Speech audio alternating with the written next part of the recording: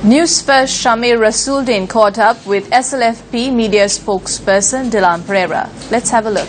The United People's Freedom Alliance today unveiled a new manifesto titled A Guaranteed Future.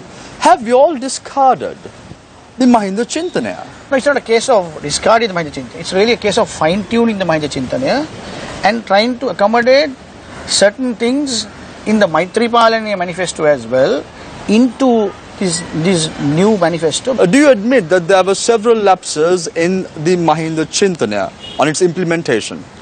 Mahinda Chintanaya definitely had several lapses. Otherwise, Mr. Mahinda Rajapaksa would have lost. What were the lapses? While going in the development programs, there were areas that we would have supervised more. There were areas that we could have had supervision committees more. And that supervision was something that we lacked. Addressing his supporters, the former president said that he ignored certain misdeeds of the former regime. He accepted that in public. Yes, I mean, it's good for a leader. And now we are in the process of trying to think new, start new. So that's good. Within 7 months, the UPFA has transformed itself. Is that what you're trying to say? Yes, we have transformed ourselves, we have united ourselves, and we have looked at ourselves inside, and we have fine-tuned some of the principles of the Mahinda Chintanaya, and we have also brought in some of the good principles of the Maitripalana. The general notion is that the UPFA lost the last presidential elections because the minorities did not vote in favor. That argument is right and wrong. We lost the last election. One reason is that we couldn't get the support of the minorities. But this election, we must say, Mr. Mahinda Rajapaksa is going to be the Prime Minister of the government. The President of the government is going to be Mr. Maitripala Sirisena, who is the alliance leader. So Mr. Maitripala Sirisena will bring the minority votes, and Mr. Mahinda Rajapaksa will get the other votes, so that we can make the icing cake.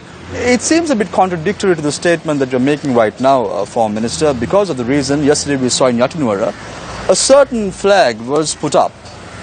However, this is not the national flag.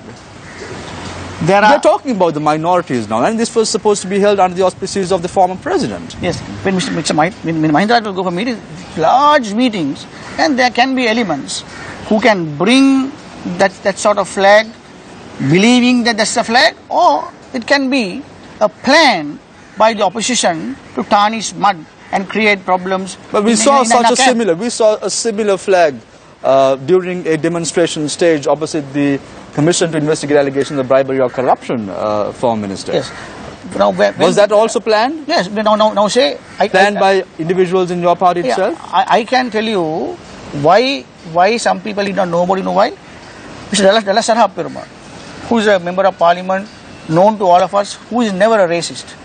He apologized to the entire nation saying, well, I went there to the demonstration, somebody gave me something, I took my hand, and he apologized to the nation. How important is it to appoint a clean parliament on the 17th of August? It's very important. Let's have ethanol owner-free, casino owner-free parliament. But don't make use of those words to tarnish mud against a particular party just because they're in opposition.